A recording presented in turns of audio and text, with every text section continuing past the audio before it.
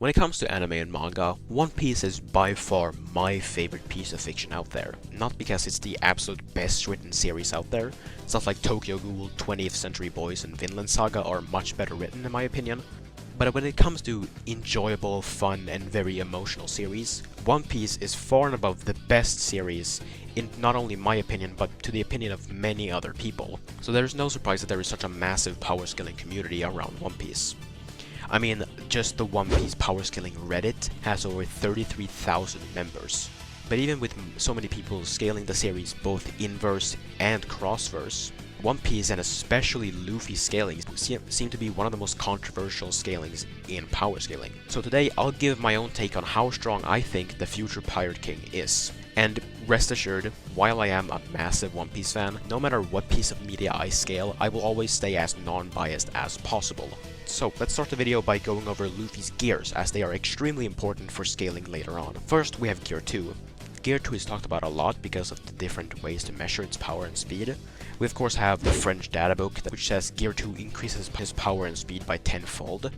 Now this is usually dismissed because the original Japanese version says nothing about a 10 times amp. In fact, it doesn't say anything about a multiplier at all.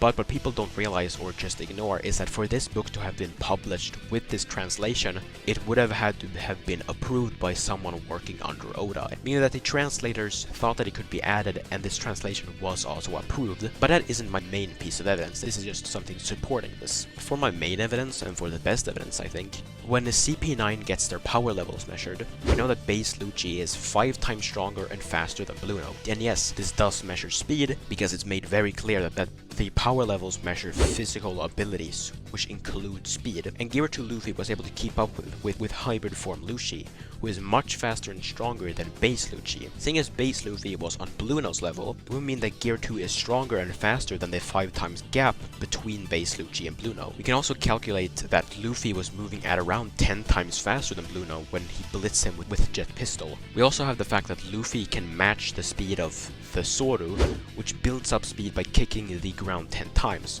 Now this isn't a direct conversion to speed, but it's still another great piece of support for a 10 times amp.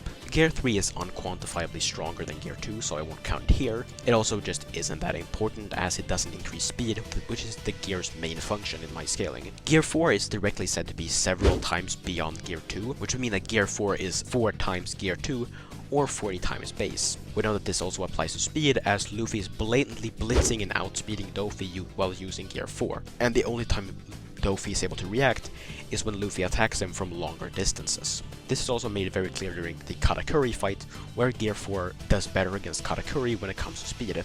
Gear 5 doesn't seem to be that much faster than Gear 4, but it can build up a lot of speed by bouncing off walls and stuff. But in power, it's clearly somewhat above Gear 4. Now that we know that, we can start talking about power.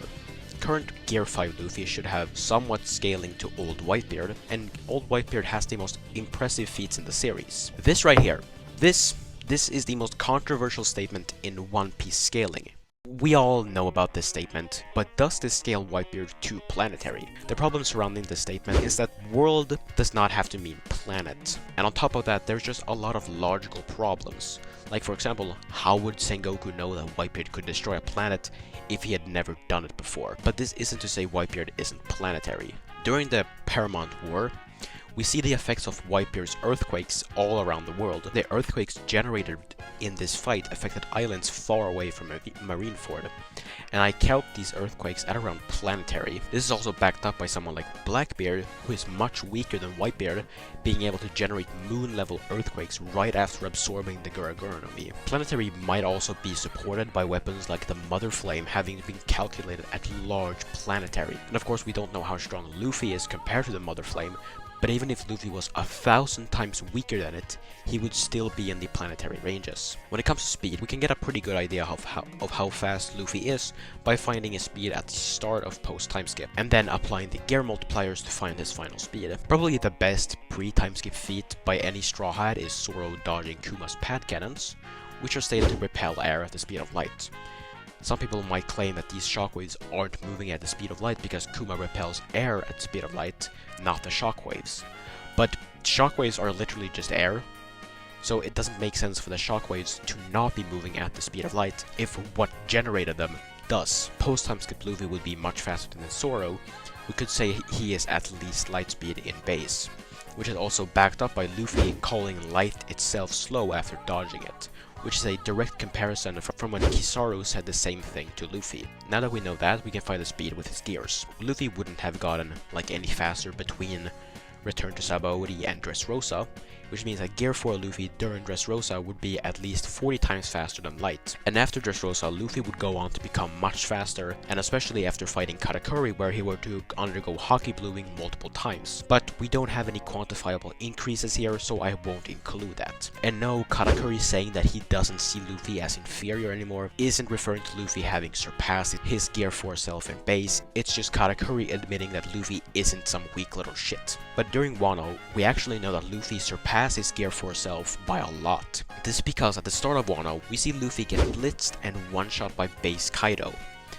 But later on during the raid, after unlocking Conqueror's Coding, Luffy is able to keep up with and even slightly outspeed Hybrid Kaido, meaning that Luffy would be over 40 times faster than Light in his base. And we can then of course apply Gear 4, which would then get Luffy to 1,600 times faster than Light, with Gear 4 being slightly faster than that and Snake Man's attack speed being even faster than that. Base Luffy being over 40 times faster than Light is also backed up by him being able to keep up with a more serious Hybrid Kaido than the one that blitzed Injured Law. This Law should at least have light speed reaction speeds through scaling above post-time skip Luffy, and Kaido blitzing him comes out at around 17 and 170 times faster than the speed of Light, depending on if we use reaction or perception speeds for Law. Base Sanji during Egghead was able to move at around 30 times faster than the speed of Light when saving Edison from a laser, which all just supports Luffy being in these 1,600 plus times FTL ranges. Which means that in conclusion, Luffy would scale to planetary to large planetary with MFTL plus speeds.